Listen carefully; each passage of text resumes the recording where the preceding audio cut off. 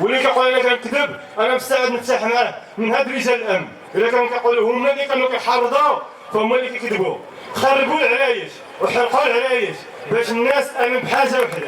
حنا ما خصناش التغيير، حنا خصنا غير ناكلوا ونشربوا وننعسوا. الصيف عاد غنبقاو ناكلوا ونشربوا، كناكلوا ونشربوا كنتكاثروا وحنا حوطان بشري. الكرامه ماشي هي الماكله والشرب، راه القط كياكل وكيشرب. الكرامه هو تعيش في بلادك مرفوع الراس.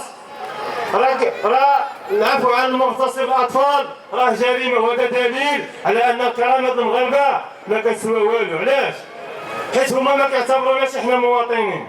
لو كنا احنا مواطنين وهما مسؤولين ما كايناش الفرق. انت اليوم عامل غدا غتشبك التقاعد غتولي انت مواطن. هذا طفل صغير ما خدامش ولا كيقرا غدا ولا بعدو حتى هو غادي يولي عامل وغيسير مدينه. هذا هو الفرق والمفهوم المواطنه بين اوروبا وما بين المغرب. هذيك الناس كيسطروا القانون وكيحترموه في الواقع. حنا كنكتبوا القانون باش كيسعاو به، باش كيبهدلونا به. انا صراحه انا عشت معهم ديك اللحظات المؤلمه، وصراحه تاكدت على ان المغرب والله ما دوله ديمقراطيه، والله ما يستحق اسم ديال دوله. دولة عندها معنى، دولة المؤسسات. راه الجريمة اللي ترتكبوها هنايا العامل مسؤول عليها، والوزير مسؤول عليها، واللي كيحكم مسؤول عليها، كلشي مسؤول. حتى شي واحد ما عنده العذر، حتى شي واحد ما يقول لك انا ما عارفش، ما كاينش ما عارفش.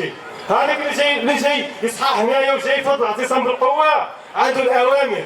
هذا اللي على اننا حنا ماشي دولة بالحق والقانون.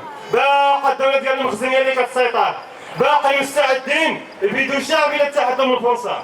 ولكن الربيع العربي قلب المعادله، ما بقاش القذافي هو اللي كيحكم، ما بقاش البصري هو الطير، ولا الشعب هو اللي كيقرر. ممكن تكون كاين الفوضى في مصر، ولكن ديك الفوضى راه هي المقدمه لاي عمليه تغييريه من اجل الكرامه. الموضوع ديالنا الان اللي هو هما هاد المعاقين، انا كنقولها وكنأكد عليها، كلشي خصو يوضع راسو في المكان ديالو. تخيل اي واحد فيكم عنده ولده معاق ولا عنده بنته معاقه ولا هو غدا الله يحفظ يولي حتى هو معاق. مجموعه من الاخوان هنايا ما كانوش معاقين، كاين اللي طاح، كاين اللي دار اكسيدا، ولكن الدوله ما حماتوش، الدوله ما ضمنتلوش الحقوق ديالو. انا كنقول وكنأكد عليها الاطارات السياسيه المواطنين اللي فيه الروح كطلع وتهود فهو مسؤول. خصنا نضمنوا، خصنا نتكاتفوا من اجل صيانه الكرامه ديالنا اللي كيضمن هاد المعاقين وكيدافع عليهم. فهو كيدافع على الكرامه ديالو، كيدافع على الانسانيه ديالو اولا واخيرا. وانا متاكد على ان مدينه العرايش فيها الشرفاء وفيها الغيورين، والدليل هي الملفات اللي خاضوا عليها مجموعه من شرفاء النضالات، المراطن ديال غابه ليبيكا والاحتجاجات الدفاع على غابه ليبيكا، وديك الناس اللي كانوا معتصمين في البلديه باش كيطالبوا بالحق ديالهم.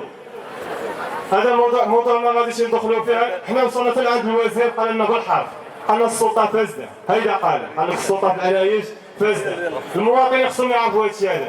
راه ديك الضرائب اللي كتخلصوا، ديك النوض اللي كتخلصوا، شنو المعنى ديالو؟ كنخلص باش نستافد بالحقوق ديالي. ما يمكنش حنا نبقاو غاديين في الشارع وحنا كنشموا ريحه الزبل، حنا غاديين في الشارع واحد جالس كيضرب السيف، حنا غاديين في الشارع والحفاري.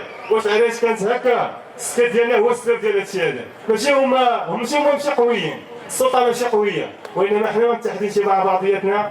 حنا ما كنعيشوش بديك الهم المشترك، ما كنعيشوش على اننا حنا كاملين إلا دافعنا الحق ديالنا غنعيشو كاملين بينا مزيانين. إلا كل واحد فينا تكمش فحنا كلنا غنبقاو هكا مباهدين. أنا متأكد أن هاد الناس هادو كيدافعوا على حقهم وغيستمروا في الدفاع على حقهم.